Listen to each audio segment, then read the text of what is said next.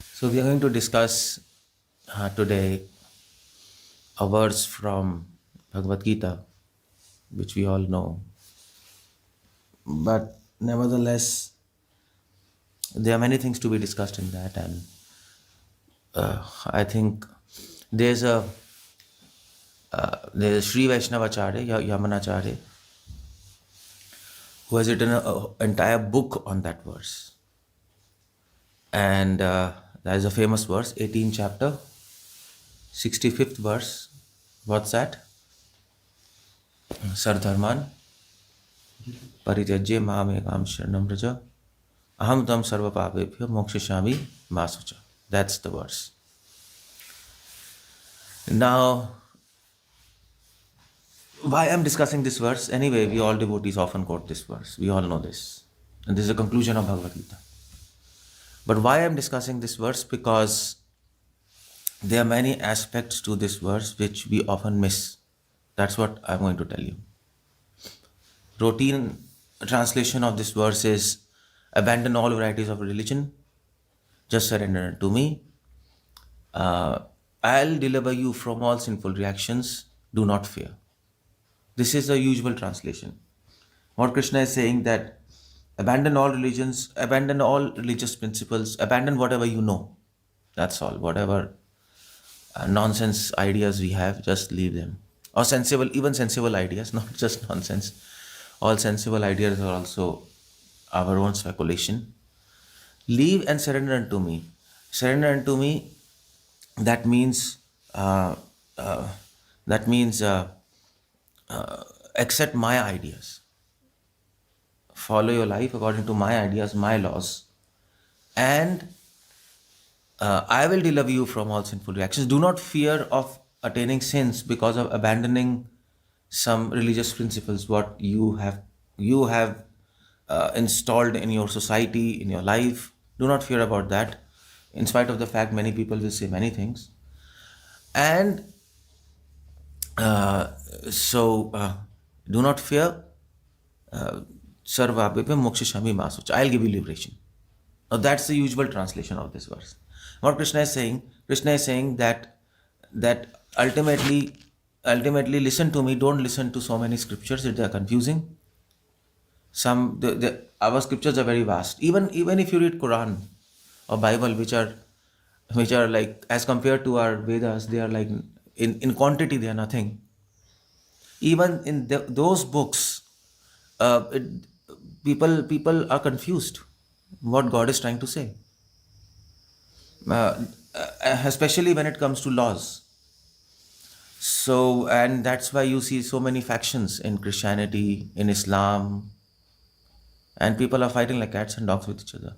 So, if in a such a small book, there can be such big confusions that people can divide into into religious and political factions, and still the fight is going on. People can become terrorists in the name of their religious book. Then what do you think about uh, following Sanatan Dharma, where there are so many books, Vedas, Pancharatras, Puranas, and then Itihas, and then on the top of it, the tantric books, yogic books. It's such a vast ocean, and not to get confused is a miracle, by the way. It's a miracle. If anybody can read all those books and not get confused is a small term. If anybody reads all those books and if he doesn't land up in an asylum, in a madhouse, it'll be a big miracle. So, and that's why, and Krishna knew, especially in this age, we are not blessed with that good intelligence. Even if you're Einstein, you will not be able to understand any damn thing in scriptures. So, and life is short, and then there are so many problems in our life. So, so in that scenario, Krishna gave us a nice practical proposal, and he said, "Okay, fine. You don't need to read all those books. All those books are not wrong; they're right. The message is correct, but you are unable to understand them." And that's why Krishna says, Sar Dharman Paritajya. He is not demeaning dharma. He is not saying that dharma is of no use. He's not saying that. That's not his point. Because his whole mission is based on Dharma Sansthapanarthaya. That's his whole mission. He came to establish religious principles. He came to establish Vedas back in their own right. But what he's trying to say is that you are unable to understand the intricacies of dharma. Because to understand dharma, you need a whole entire philosophy behind it. It's not that to understand dharma, you will buy a book which will teach you some codes and conducts of dharma. Okay, fine. I want to learn dharma. So Google, which book teaches you dharma? Manu Samhita, for example. Or maybe Vishwamitra Samhita. Okay, buy those two books and learn dharma. That's not how we learn dharma. Many people try to do that. Many people try to buy those books and learn dharma. And in fact, people who did like that, who bought those books, who bought those books and who tried to understand dharma from them, they got super confused. They got stupid conclusions, and they have confused entire country. For example, who is that? For example, Ambedkar, Mr. Ambedkar, who a constitution maker. He got these books and he read, and then he said, "Oh my God, they're exploiting Brahmanas, exploiting Shudras, caste system, and blah blah." So then he went against those books, and then he made a constitution which is like, I don't know, Indian constitution without a law book of scriptures. That doesn't make any sense. So he did that. And there were many others, Brahmo Samaj and all these people, Arya Samaj, Brahmo Samaj. At that time, they were saying, what's happening? So of course, Ambedkar, he went into a very extreme position. So that's not what we can do. To understand dharma, you have to understand philosophy. And to understand philosophy, you have to have a practice of religion. And also, you have to understand Puranas, to understand historical incidences, no? So when all are combined, then you can understand dharma. Okay, fine. So I want to understand, for example, should I speak truth or not? Now, dharma will say, no, you should always speak true. But then you will read Puranas and some stories of rishis where some rishis spoke lie in a special circumstance.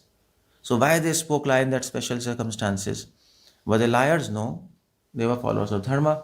But for that, why they spoke lie in that particular circumstance, for that you have to read philosophy. Then you have to go to Vedas, Upanishads, and clear that up. And then when you understand why they spoke lie in that situation, then by logic you have understood.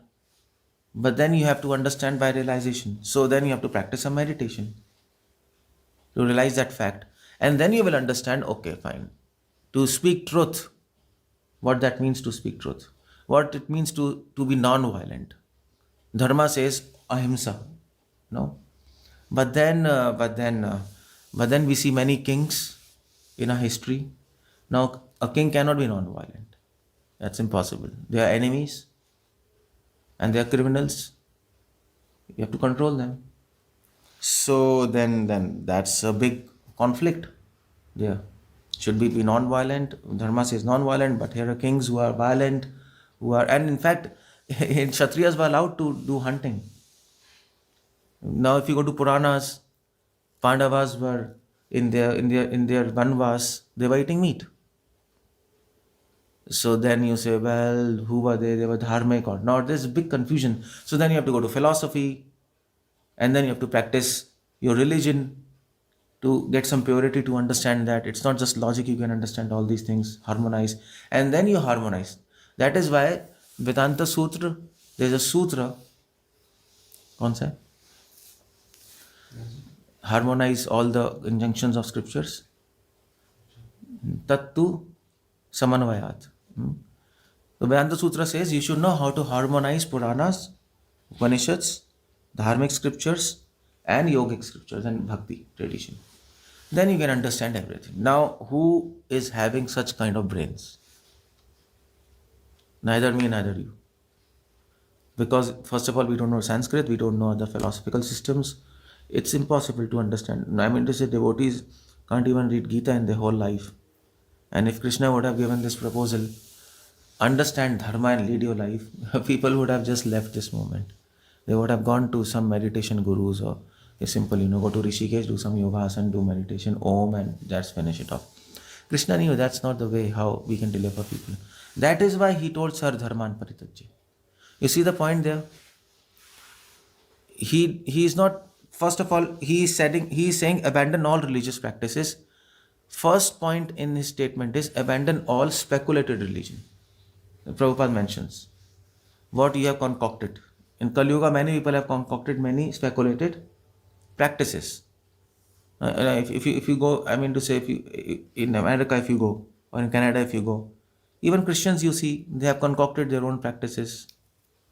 Catholics, they have their own practices, which Orthodox people have. They actually condemn it.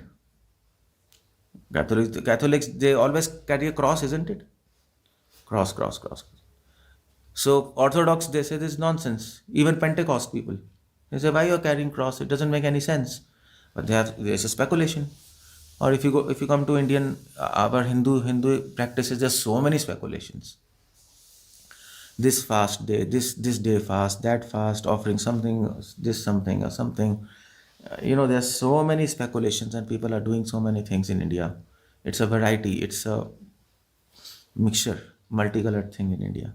So in that case, Krishna says, just leave it. You'll be confused. Some people will say something, some people will say something. Just forget it out. If you try to understand dharma in this age, eventually the what will happen is you believe everything. You will become atheist, because in this age dharma is reduced to rituals. That's one thing. And in this age, people speak about dharma but don't practice it. So Krishna says, forget it.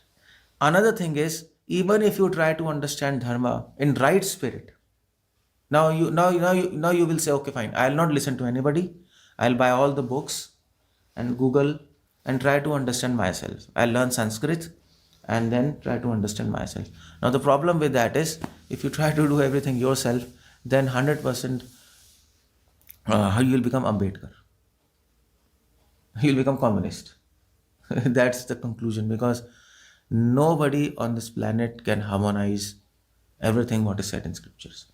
So Krishna knew, that's why Krishna says, Sar Dharman Paritajya. You got the point?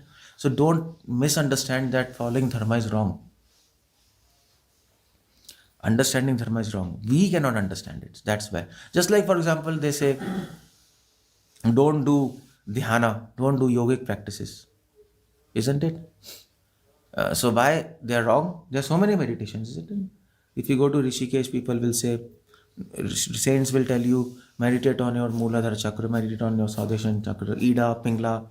And then as a devotee, you might say it's nonsense. It's not nonsense. It is sensible. But it cannot be practiced in this age. That's the whole idea. That is why we say don't do it. So Sar Dharman Paritajye. That this line means, there are two meanings for this lines. In fact, there are many meanings, but two meanings. First is, abandon your all stupid speculation of dharma. Second is, even if you understand something about dharma, which is correct according to scriptures, still don't follow it, because from other, if you read other scriptures, they might say something else. So you have a half knowledge, and you will not be able to do justice to dharma by your half knowledge. Half knowledge is very dangerous. So either we have either you see, there are three things about dharma. Either we have confused knowledge first, or we have no knowledge, or we have half knowledge. All three are problematic. Krishna says, forget it. Sar Dharman Parityajya. So what to do then? Krishna says, Mamekam Sharanam Vraja. Come to my shelter. Now what that means is, come to my shelter. That means is, whatever I am telling you now in Bhagavad Gita, follow that. That is practical. You can follow that what I am saying in this age, and you'll not be confused. That's all. I'm giving it in a very simple, such a simple way that you will not be confused. And you will be able to follow it. in your busy life of this Kali Yuga. That is what Krishna has said. And if you read Bhagavad Gita, it is the most practical book on this planet. In fact, such a practical book that even foreigners, even it's Gita is famous all over the world. Even scientists read Bhagavad Gita.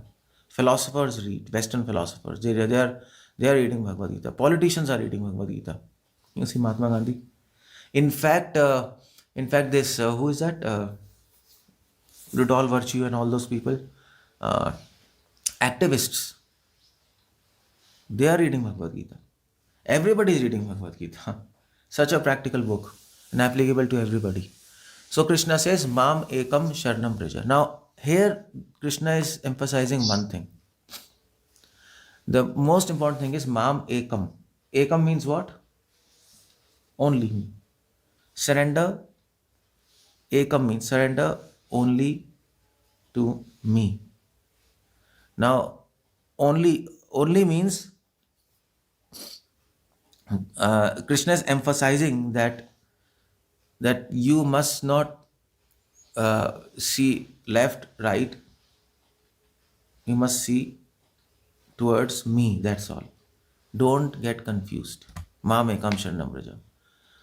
So whatever I have said in Bhagavad Gita, focus on that. You do not focus on anything else. Don't try to understand anything else. Even if you want to understand anything else. Now you might say, well, I want to read Mahabharata. I want to read some Upanishads. So Mam Ekam means, should I read only Bhagavad Gita? No, Krishna is not saying. Krishna is saying, even if you want to read other scriptures, see them through the lens of Bhagavad Gita.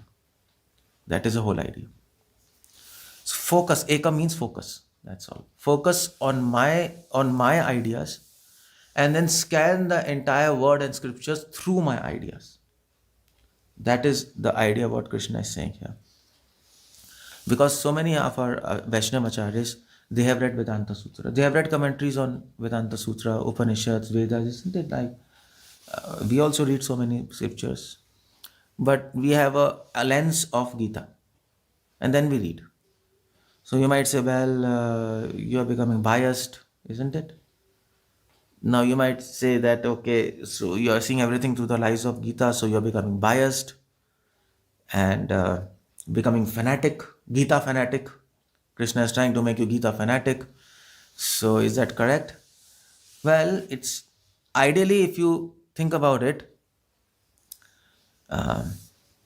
it is correct and not correct. Correct means Krishna is God, so we accept that Krishna is God. He is speaking. He is giving the best knowledge. But then Islamic people will also say Allah is God. He is giving the best knowledge of Quran. So we have to see everything through the eyes of Quran. And when we see through the eyes of Quran, then you are all nonsense and we'll kill you. You see the point? So even Christians will say, Bible is given by God, and that's a perfect. And Bible, Christ says, I am the way, I am the light. And so everybody else is in darkness and they should go to hell. So in that sense, if we see what Krishna says in Bhagavad Gita, it makes us fanatic Hindus. In that sense, I mean to say you have to think in a broad way. Otherwise, you will not be able to understand what I am saying. So in that sense, like if anybody reads Bhagavad Gita, okay, Sardharan Varita, Jay Mahamekam Shandam Raja, okay, surrender to me. I mean, Krishna is saying, I am the light, I am the way. That's what he's saying. Everything else is darkness. So, and or you can say Krishna is saying, I am the only God. There's no other God besides me. La ilaha illallah, la ilaha Krishna, Allah, whatever, something. So that might happen if we read in that spirit. So Krishna is not saying that. Krishna is not saying Ma Mekam Sharnam Raja. And in fact, I mean to say, other people who read Bhagavad Gita, they go in a other extreme. Okay, Christianity, Islam is wrong, and other religions are wrong. Krishna is right. Even Upanishads and Vedas, they have no value. Puranas have no value. only Gita is correct. That makes a real chaos. So what do we have to do? What Krishna is saying? Krishna is saying, Mam Ekam Sharanam Vraja. Krishna is saying that first understand what I am saying. Krishna is not discouraging you to understand other scriptures. Krishna is saying what I am telling. If you understand this, then you will be able to understand other scriptures. He is not discouraging to, and he's not making you fanatic. He's saying these are basics. Just so other, you see other religions like Islam, Christianity, their proposal is not that. Their proposal is a little different. When they say I am the light, I am the way, what they mean is what Bible is saying, that we are correct and others are wrong. Krishna is not saying that. Krishna is saying that what I am telling, you understand this, and then when with my understanding you read other scriptures and you read other religions, you will be able to understand that everybody has some basic principles. And they are all correct in their own way. Their principles might be correct, but their practices are different. So, Krishna is giving us common basic principles there. Then we will not get confused. Then if we read Vedas, we will be able to understand Puranas, understanding. So Gita is a harmonizing book. But other scriptures, if you read them in the spirit what they read, then they will create disharmony, isn't it? Jihad and fighting and all this. The students of Gita, real students of Gita, they can sit with anybody. they can make friends with anybody. They can be on the same page with anybody if the other party wants to be, because what is Gita is 1, 2, 3, 4. So before if you go to mathematics, there are so many branches, isn't it? There is geometry, there is algebra, there is trigonometry, and there is calculus. Am I right? And then in higher mathematics, there is fractals, there is chaos theory, and then what else? Higher mathematics. Huh? Calculus. And then higher mathematics. So higher mathematics, quantum mechanics. That's the higher mathematics. Now, if a child comes, 1-year-old child, and he says, no, you know what, I want to buy all the books and read mathematics. If he buys all the books and starts reading, what will happen? He'll go crazy unless he's a super genius. So what the teacher will say? Teacher will say, leave all those books. First read 1, 2, 3, 4. You have to learn counting. You have to learn tables. You have to learn addition and subtraction. And leave all those books. That's what they will say, isn't it? So what is the meaning of the teacher? That those books are wrong? No. That those books are very high, you will not be able to understand it. That is ideal. Shh. Somebody is, this iPhone, they are. So that's, you understand the example? Those books, higher books are not wrong, but the child is unable to understand them. So child has to be given some basic mathematical knowledge.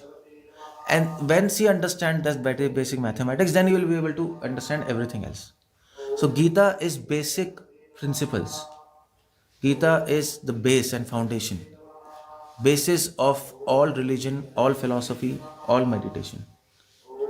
Gita is not talking about rituals. Gita is not talking about rules and regulations. There are no rules and regulations in Bhagavad Gita. So that's what Krishna is saying. Mam ekam sharanam vraja. If you understand me, if you focus on me and understand my ideas, then you will be able to understand every other thing on a planet. Whether it's right, whether it's wrong, or in fact, even if everything is right, then how to put them together. Just like a jigsaw puzzle. You will get this ability and skill. So Krishna is not trying to make you fanatic. Don't think that. And don't become fanatic what Krishna is saying. So you see the point. We understand these two lines, Sardharan Paritajya Mam Ekam Sharanam Vraja, in a very fanatic way. We all of us. What Krishna is trying to say, it's very different. Sar Dharman Paritajya doesn't mean dharma is wrong. Ma Ekam Sharanam Raja doesn't mean that only listen to me. Everyone else is wrong. That's not what Krishna is saying. Krishna is saying, you are child. And I am giving you such basic principles. First assimilate, then you can read any other book. Then you read Mahabharata, Ramayana, Vedas, Upanishads, Bible, Quran, anything you read, you will be able to understand this. But without Gita, anything you read, you will not be able to understand anything. That's what Shankaracharya writes. What's that verse? That verse says, Gita Sugita Kartabbe ki manne shastra vistarai. But there's another verse. Without Gita, you will not understand anything. In Gita Mahatma, there's a verse, isn't it? I just skipping from my mind. If you leave Bhagavad Gita, try to understand anything else, you'll become confused. But if you read Gita and then try to understand anything else, you'll become more wise. The other way, it's okay. From Gita, you go to other scriptures, you become wise. From other scriptures, if you come to Gita, you'll become a fool. And then you'll become crazy.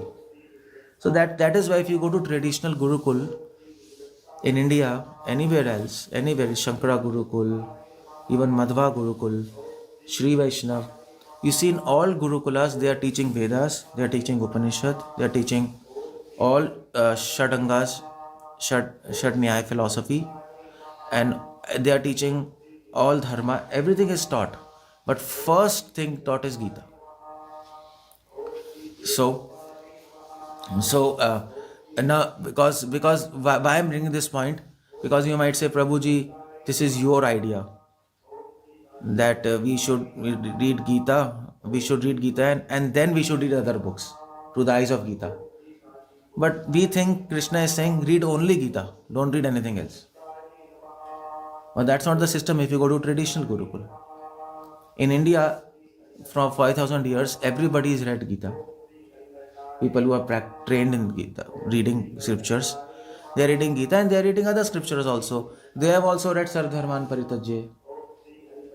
So if you go to Madhva Sampradaya, you can ask them, Krishna is saying, Maam Ekam Sharanam Vraja, surrender only unto me. Why are you reading Vedas? No. Because Krishna has said in Bhagavad Gita, Vedaischa Sarvair Amar Vedya. Krishna has openly said that all Vedas speak about me.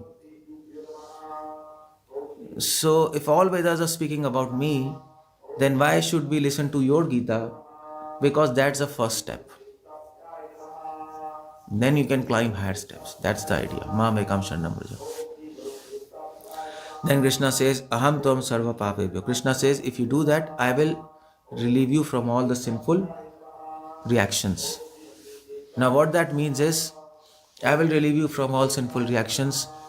Why Krishna is saying this? Krishna is saying this because once we understand the principles, then we can understand other things nicely, and then if we understand, then we can follow. If we can't understand, then we can't follow. Am I right? There is no understanding, no application. So once you understand everything nicely, then you will apply nicely, and then you can be free. Then you will not be involved in sinful reactions. And another thing what Krishna is saying, that what Krishna is saying, another thing, that if you surrender to me, and if you chant my names, what I am suggesting, then I will inspire you from your heart in such a way that you will be able to harmonize all the knowledge what you have and will be able to apply it properly. You see, understanding is another thing, application is another thing. You need a good understanding to apply, but you also need some courage and purity to apply. Otherwise, simply understanding doesn't work. Am I right? You might understand something, but if you are not strong enough, then we will not be able to understand properly. So that's the idea. So that's why Krishna says, I will protect you from all sinful reactions. I will give you understanding through Gita, and I will also give you courage and purity through Gita. And then you will be able to apply everything, and then you will be able to free yourself from all sinful reactions. And then Krishna says, Mokshishami, I'll give you liberation. And then Krishna makes a very important point, do not fear. Now, do not fear. Why he is saying this? He is saying, do not fear because uh, because we will fear when we read Gita. Many people will have this fear that we are leaving our other understanding, what we have been carrying through our family tradition, through our culture. We have to leave it. What will happen? Now if a Christian reads, now there's so many foreign devotees in ISKCON. If they read Bhagavad Gita, then they will have fear. Oh, we are leaving our own. Oh, muted kar diya. Somebody has muted me. Damn. I don't know why they're muting me. So yeah. So what I was saying? Huh? No. Actually, I got muted. I don't know when did I get muted. And we can tell till where you have heard. So Krishna is saying, do not fear. Why? Because first of all, people who are from other religious practices, the Christian reads Bhagavad Gita, like so many foreigners, and they want to become a devotee. Then one fear will be there: we are leaving our Christian practices, which we have practiced since childhood. That's a fear. Even in India, people who are worshipping Lord Shiva and they come to ISKCON, they have a lot of fear. Oh, we have to leave Shiva's worship, and then what will happen? We are switching to Krishna. You see, there are so many fears initially. Krishna says, do not fear. That's not the point. We are not trying to, so that's why Prabhupada went to America. Prabhupada said, we are not trying to make you Hindu. We are trying to make you understand, follow your book nicely.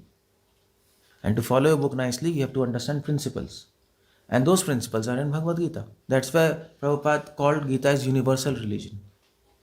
It's a universal religion. So that's why Krishna says do not fear. Another point Krishna says do not fear. Why? Because when we try to follow what Krishna has told us, although it is simple, instructions are simple, but the application will be difficult in this age. So Krishna says do not fear. Have faith on me and continue. I will take care. I will guide you through my devotees. And for us, there is a very another deeper point that Krishna says, if you follow my instructions, you will find that some portions of Vedas and scriptures, you will have to leave them. Like for example, if we surrender to Krishna and if we are doing his devotion, then we are not allowed, we are not allowed to worship demigods. So if we are not allowed to worship demigods, then we can't do Vedic yagyas, because Vedic yagyas require the worship of demigods in them. Indra, Varun, Chandra, Dikpal. Even if Indra, Varun, Chandra are there, they have to be Dikpal. 10 directions, protector of 10 directions. So yagyas, you have to establish them. You have to establish Shiva, Brahma in that pot. That is a necessary part of yagya. So if you try to do that, so now if we are following Krishna consciousness, especially Krishna consciousness, then we don't do that because demigods are involved. So then we might think, oh my God, we are not following Vedas, and we are not, that's a sin. So that's a sin. You have to follow Vedas. So we get a lot of fear, isn't it? If you go to South India, if you talk to some South Indian, and if you tell them, don't do yagyas and don't do Vedic, don't chant Vedas, simply chant Hare Krishna, they will say it's crazy. They will say, come on, we have to leave all those tradition. Vedas are our own books and we can't leave. It's a sin. So Krishna says, do not fear in that. Do not fear. If you listen to me, all other instructions are fulfilled. Don't worry. There might be some instructions of Vedas which you have to leave, but you can leave them on the strength of my order. That is the whole idea there. That's a very important idea in this verse. Do not fear. On the strength of Krishna's order, we are leaving yagyas of Vedas, which are compulsory for grhasthas. For Vedas say every grhastha has to do daily yagya. Every grhastha. What's that name of the yagya? I just got the yeah some yeah. So Agnihotri Yagya, every grasta has to do. It's a order from Vedas. So if you go to South India, every Brahmana, they will have a Yagyashala like permanently made in the house. And daily they will be doing. Daily they will be reading Vedas. In North it's a mess. The South you will see. So now uh, Krishna is saying, leave all those and just do my kirtanam. So then, if you are doing that, then you will say, my God, how to leave Vedas? Vedas are like, they're the most important. We'll get sinful reactions. Krishna says, don't worry about that. You can leave them, and if any sin comes, tell Yamraj that I'm not responsible, Krishna is responsible. These sins should go to Krishna. Krishna says, I'll handle it. Because on the order of Krishna we are doing, isn't it? So on his order we are doing. So don't worry, I will take responsibility of that. So that is a very, very, very deep point. I mean to say, you might not be able to understand it. You can't understand it because we all on this platform have no idea what are Vedas, and we are not even Brahmanas who are doing yagyas. But if you go to South, it's a very heavy verse for South Indians, especially if you go to Madhva Sampradaya, they will say, come on, what you are saying here. They have a different understanding of what Krishna says. So yeah, so that's why Krishna says, do not fear. So this is the verse, how we understand this verse in a proper spirit, and then we will be able to understand and also tell others about Gita in a very neutral and a very broad sense. Otherwise, we'll become fanatic and very narrow-minded, and we will look everything through a pipe, and we'll not be able. We will be like a very on a superficial platform, not be able to understand anything properly. That is this verse all about. Okay, I'll end up there. Hare Krishna, Srila Prabhupada ki jai. Any questions anybody want to ask? Everybody is sitting there. There are people now. Thank you very much, Prabhuji. There is a comment in the chat section by Mother Anu. I will just read it. And then anybody who has a question, please raise hand, and one by one we will take it as Prabhuji will accept it, and then we'll go from there. So the comment in the chat section is that but Prabhuji, Gita is part of Mahabharata, which sets the background of the story and Arjun's dilemma to understand Krishna's message. So, shall we not read Mahabharata from starting to understand Gita so that we are able to apply the teachings in our life practically? Hare Krishna. No, you should not read Mahabharata from beginning to understand Gita. Gita is a part of Mahabharata, but Gita is not also a part of Mahabharata. Mahabharata is a setting to give importance to Gita. It is just like, I'll tell you, it's just like king's crown. Now the king is wearing a crown and there is a diamond in the crown. So you don't have to understand the crown to understand the diamond. You can take the diamond separately and understand it. Diamond is there on the crown to make crown beautiful. So understanding crown doesn't help to understand diamond. So similarly, whole Mahabharata is there, Gita is there. In fact, Gita is put in Mahabharata to understand Mahabharata, and not to understand, not that we understand Mahabharata and then we understand Gita. It's not the other way around. Gita is a jewel, Mahabharata is a crown. The presence of Gita makes Mahabharata beautiful. And without reading Bhagavad Gita, we can't make a sense what Mahabharata is, what is happening in Mahabharata. That is why that's why I told you, in every tradition Gurukul, Mahabharata is not taught first. First Gita is taught. So Vyasadeva has purposely put Gita in Mahabharata. Now you might say, Vyasadeva would have started Mahabharata with Bhagavad Gita, isn't it? First chapter should be Bhagavad Gita, and then Mahabharata, if that was the case. But he didn't do that. He put Bhagavad Gita in the middle of Mahabharata. Why? Because jewel has to be kept in the middle. Jewel has to be kept in a secret. So kept in the middle. So only through tradition we can understand, read Gita and then read Mahabharata. Only from a teacher. Any other person will buy and start reading from beginning. He'll get confused. He'll not be able to understand anything. So you got the point. So that is why first Gita and then Mahabharata. If at all you have to read Mahabharata.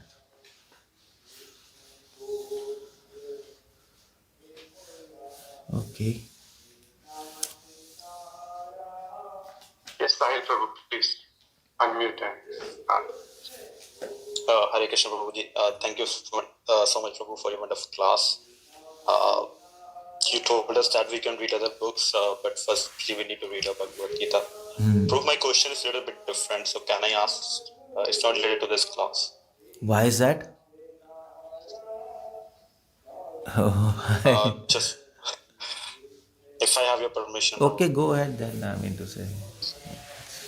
Prabhu, like my question is like how we can get that intense desire, like we want to go to Krishna, like in this life only, like Rupa Goswami, our Acharya said, like Tatra Lolyam. Well, And Vitrasur also said, in this life, intense desire to get, we have to wait first of all.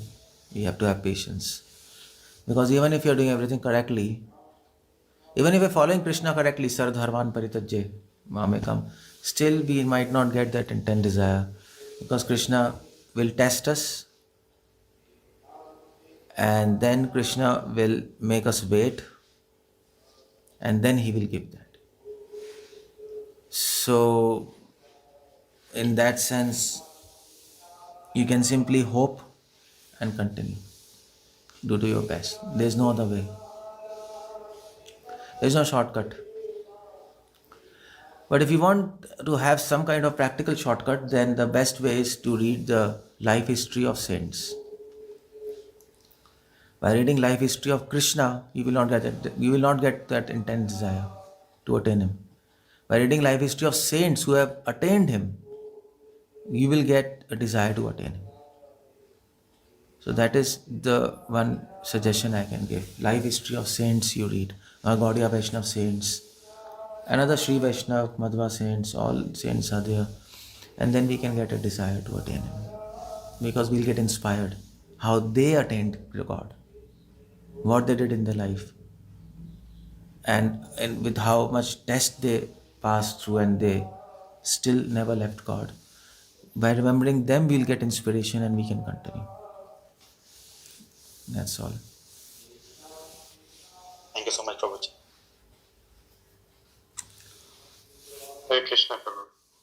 I would like to ask one question, clarification. As when you were starting the discourse, you mentioned basically Krishna comes for establishing the religion, Dharma Sansthapanarthaya. But at the same time, initially he said to establish a religion he appears, and then later on he himself is basically asking us to abandon all those religions. Well, You have touched this point, but if you clarify a little bit. well, that's clear. That's what I explained. When Krishna is saying abandon all religious principles, he's saying first abandon all speculations about religion. First point. Second point, he says that abandon all religious principles now because you can't understand them. Now first you understand what I am saying, make your basics clear, and then you can read those religious principles from my understanding principles, and then you will be able to understand it and apply it accordingly and practically in your life. Those are the two meanings which Krishna means here. There are other meanings also, but basically these are the two meanings. So abandon means that not outright reject, but at that time to start with. Of course, yeah, Develop because that's what I gave example of a nursery child, and nice. we tell to that child, don't read higher books, otherwise we'll beat you. If beating is allowed, we'll scold you. So because he's trying to do mess, so read your basics first. What is subtraction, addition, then you can go. So that's the spirit what Krishna is saying. But we say that after doing that, we will be better able to accept and discard. Is it a statement we can say, or no? Only accept after that. No, after understanding Gita, we'll be able to accept some things, and of course, I mean to say, yeah, anukulasya sankalpa, Reject all. pratikulasya varjanam. Oh, yeah, that's all. Okay, yeah. Okay, so anything else? Otherwise, we will end up there. Anybody else has a question? So this- If not, Okay. Hare Krishna 1, Hare Krishna 2, Hare Krishna 3, nothing. So we want to thank you, Prabhuji, for taking some time for us. And our objective is to invite Prabhuji again in future soon. Maybe next to next week, we will see how his availabilities are. And then we will send an email, and then in that email, we are planning to make a Zoom, not Zoom, the WhatsApp group. And then you can all join that group also for better communication. Okay. Thank you very much. Hare Krishna. Stay in touch. Hare Krishna. Srila Once I Prabhupada. come to this, I could ask you. Jai